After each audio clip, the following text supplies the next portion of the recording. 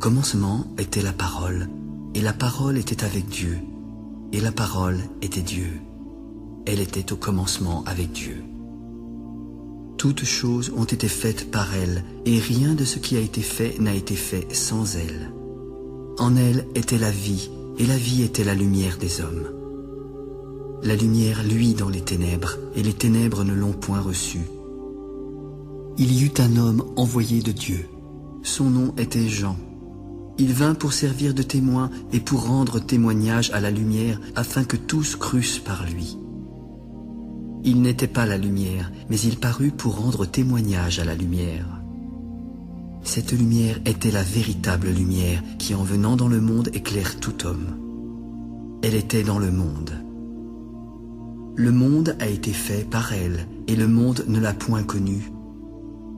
Elle est venue chez les siens, et les siens ne l'ont point reçue.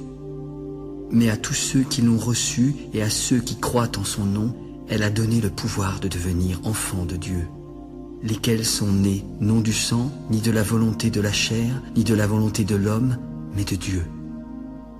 La parole a été faite chair, et elle a habité parmi nous pleine de grâce et de vérité. Nous avons contemplé sa gloire, une gloire comme la gloire du Fils unique venu du Père. Et Jean lui a rendu témoignage. C'est celui dont j'ai dit, celui qui vient après moi m'a précédé, car il était avant moi. Nous avons tous reçu de sa plénitude et grâce pour grâce. La loi a été donnée par Moïse, mais la grâce et la vérité sont venues par Jésus-Christ. Personne n'a jamais vu Dieu. Le Fils unique qui est dans le sein du Père est celui qui l'a fait connaître. Voici le témoignage de Jean lorsque les Juifs envoyèrent de Jérusalem des sacrificateurs et des Lévites pour le questionner. « Toi, qui es-tu » ?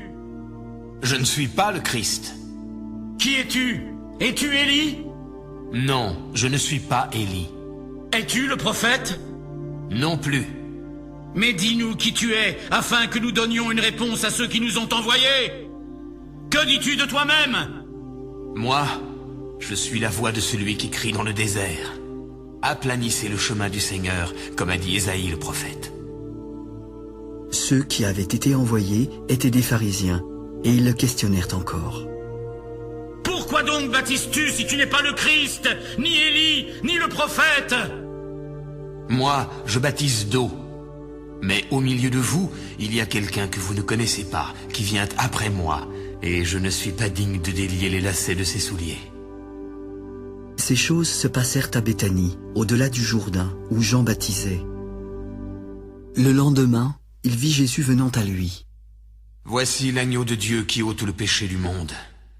C'est celui dont j'ai dit, « Après moi vient un homme qui m'a précédé, car il était avant moi. Je ne le connaissais pas, mais c'est afin qu'il fût manifesté à Israël que je suis venu baptiser d'eau. J'ai vu l'Esprit descendre du ciel comme une colombe et s'arrêter sur lui. Je ne le connaissais pas, mais celui qui m'a envoyé baptiser d'eau m'a dit, « Celui sur qui tu verras l'Esprit descendre et s'arrêter, c'est celui qui baptise du Saint-Esprit. J'ai vu et j'ai rendu témoignage qu'il est le Fils de Dieu. » Le lendemain, lorsque Jésus passait, Jean était encore là avec 2 de ses disciples. « Regardez, voici l'agneau de Dieu. » Les 2 disciples l'entendirent prononcer ces paroles et suivirent Jésus. Voyant qu'ils le suivaient, Jésus se retourna. « Que cherchez-vous » ?« Maître, où demeures-tu » ?« Venez et voyez. » Ils allèrent et ils virent où il demeurait. Ils restèrent auprès de lui ce jour-là. C'était environ la 10e heure. André, frère de Simon-Pierre, était l'un des 2 qui avait entendu les paroles de Jean et avait suivi Jésus. Ce fut lui qui rencontra le premier son frère Simon. « Simon, nous avons trouvé le Messie, nous avons trouvé le Christ !» Puis André conduisit Simon vers Jésus. Jésus le regarda. « Tu es Simon, fils de Jonas. Tu seras appelé Pierre. » Le lendemain, Jésus voulut se rendre en Galilée. Il rencontra Philippe et lui demanda de le suivre.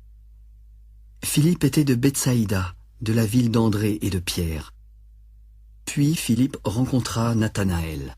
« Nous avons trouvé celui de qui Moïse a écrit dans la loi, celui dont les prophètes ont parlé, Jésus de Nazareth, le fils de Joseph. » Philippe, peut-il venir de Nazareth quelque chose de bon?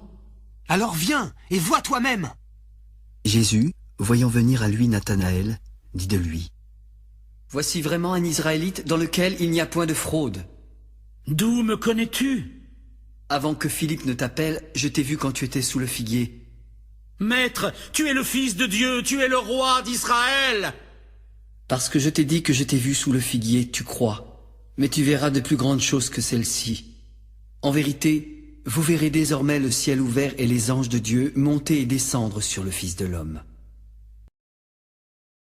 3 jours après, il y eut des noces à Cana en Galilée. La mère de Jésus était là, et Jésus fut aussi invité aux noces avec ses disciples. Le vin ayant manqué, Marie s'adressa à Jésus.